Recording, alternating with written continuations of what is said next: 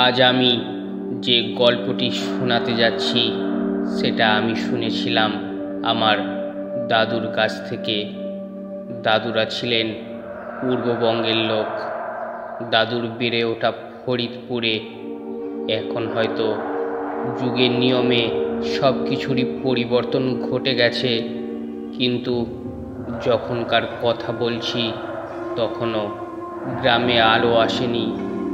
সন্ধ্যে 7টার মধ্যে গ্রামের লোকেরা যে যার বাড়িতে ঢুকে যেত, আর তার কিছুক্ষণের মধ্যেই খেয়ে দিয়ে শুয়ে পড়ত। রাত 9টায় দাদুদের গ্রাম ছিল একেবারে নিঝুম পুরী। ঝিঝি পোকার তারস্বর চিৎকার ছাড়া আর কোনো আওয়াজ পাওয়া যেত না। দাদুর বয়স তখন 12 পেরিয়েছে।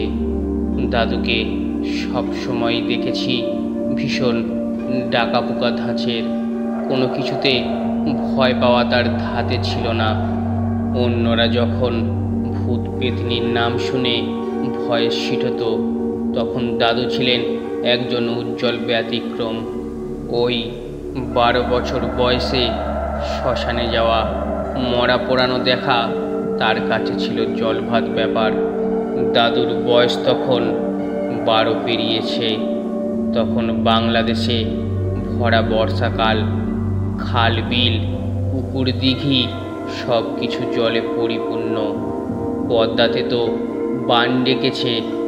দাদুর বন্ধুরা সবাই মিলে ঠিক করলো পদ্মার বান দেখতে যাবে।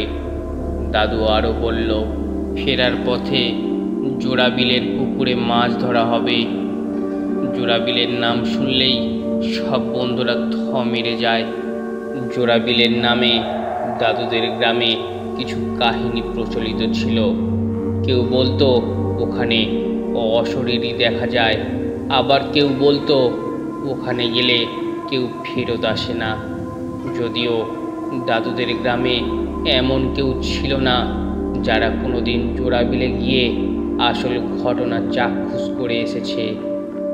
বড় দাদু বলতেন ওখানে নাকি অনেক যুগ আগে কালু ডাকাতের আস্তানা ছিল।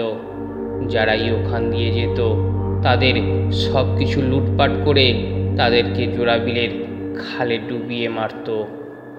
একদিন এক বৃদ্ধা তার পঙ্গু স্বামীকে নিয়ে ওখান দিয়ে ফিরছিল।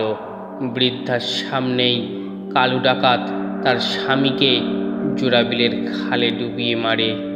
বৃদ্ধা তখন অভিশাপ দেন, তোরও একদিন এভাবে অপঘাতে মৃত্যু হবে, মরেও তোর আত্মা শান্তি পাবে না। কিছুদিন পরে নাকি সত্যি সত্যি কালু ডাকাত জলে ডুবে মারা যায়। অনেকে বলে অনুশোচনায় আত্মহত্যা করেছে, আবার কেউ কেউ বলে বুড়ির অভিশাপ অক্ষরে অক্ষরে ফলে গিয়েছিল। আসলে কি হয়েছিল সে কথা কেউ জানে না। যাই হোক, দাদুর প্রস্তাবে দাদুর কোনো বন্ধুই রাজি হয়নি, যা একরকম অবধারিত ছিল। সবাই মিলে পদ্মার বান দেখে ফেরার পথে দাদু একরকম জোর করেই জোড়াবিলে যায়। বলা বাহুল্য, দাদু সেখানে একাই গিয়েছিল।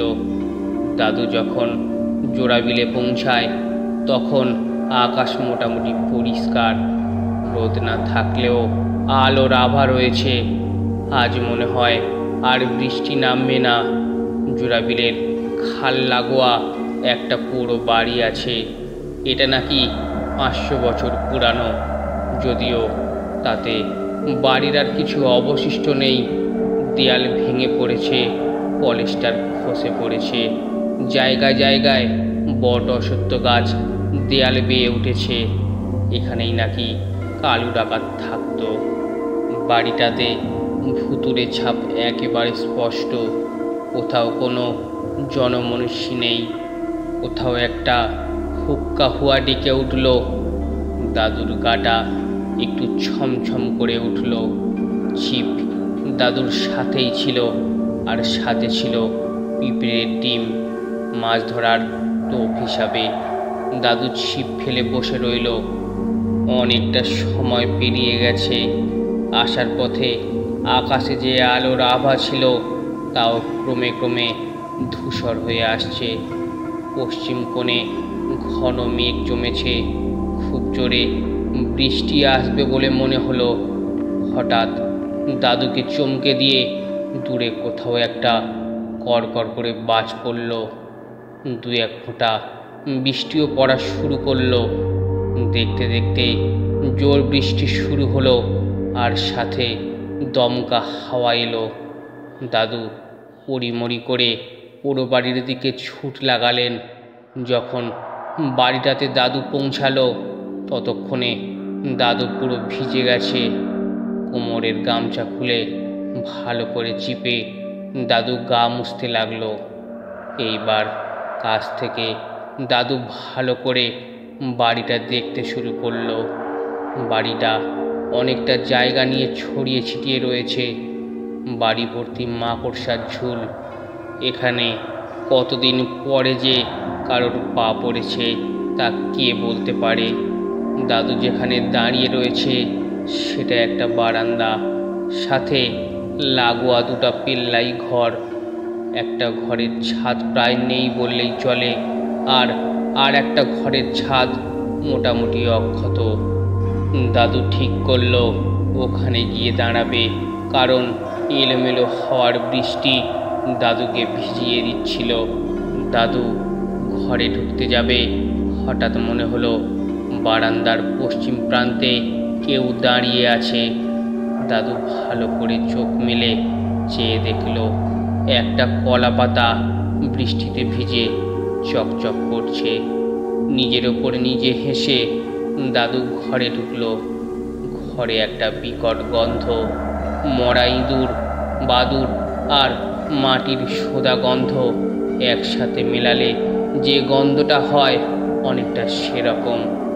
বৃষ্টি আজ থামলে হয়, এরপর যদি শয়লা নদীতে বান ডাকে তাহলে তো মহাবিপদ।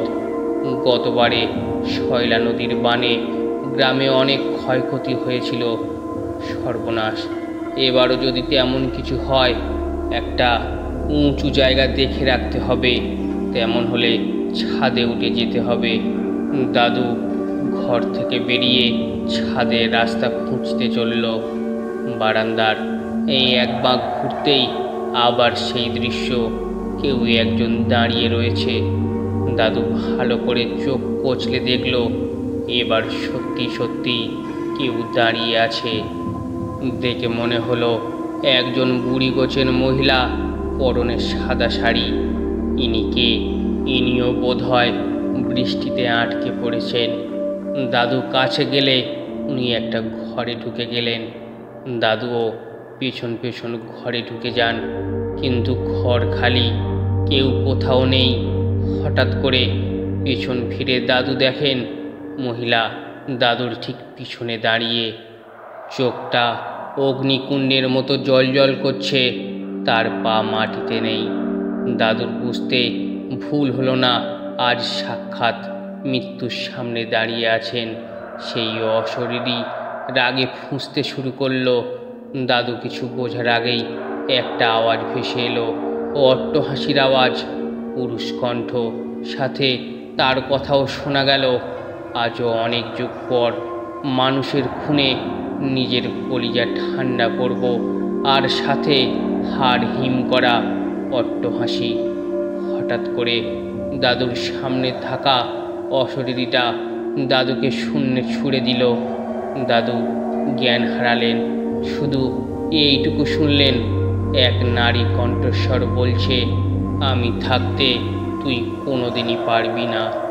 দাদুর যখন জ্ঞান ফেরে দাদু তখন বিছানায়, নিজের ঘরে। সামনে বাবা, বন্ধুরা সবাই ভিড় করে রয়েছে। কয়েক রাত দাদুর খুব জ্বর গেল। দাদু যখন সুস্থ হলো তখন বন্ধুদের মুখ থেকে শুনল তারা সবাই এসে পাড়াতে দাদুর জোড়াবিলে যাওয়ার কথা বলে। সবাই পাড়া থেকে দাদুকে খুঁজতে বের হয়। সবাই যখন জোড়াবিলের সামনে এসে দাঁড়ায় তখন সন্ধ্যা নামে নামে, বৃষ্টিও ধরে এসেছে। হঠাৎ কিছু একটা পড়ার আওয়াজে সবাই পিছনে ফিরে দেখে দাদুর জ্ঞানশূন্য শরীর পড়ে রয়েছে।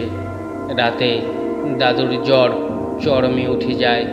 জ্বরের ঘোরে দাদুর মুখ থেকে বিকট বিকট আওয়াজ বের হয়। কখনো দাদু বলছে, কাউকে ছাড়বো না, সবাইকে শেষ করে ফেলবো। আবার কখনো বা বলছে, আমি সবাইকে বাঁচাবো, তুই কারোর কোনো ক্ষতি করতে পারবি না। কালক্রমে দাদু সুস্থ হয়ে ওঠে। ঘটনার অনেক দিন পর একদিন দাদু বাড়ির দাওয়াতে বসে আছে। সন্ধ্যা তখন সবে নেমেছে। হঠাৎ দাদু পাশ ফিরে দেখেন সেদিনকার সেই মহিলা। আজ আর তার চোখ জ্বলছে না, চোখে মুখে প্রশান্তির হাসি, বড় মায়াবী তার মুখখানি। কিছুক্ষণের মধ্যেই তিনি আবার অদৃশ্য হয়ে যান। ঘটনাটি কেমন লাগলো অবশ্যই কমেন্ট করে জানান। আর ভালো লাগলে চ্যানেলটি সাবস্ক্রাইব করে নিন। ধন্যবাদ।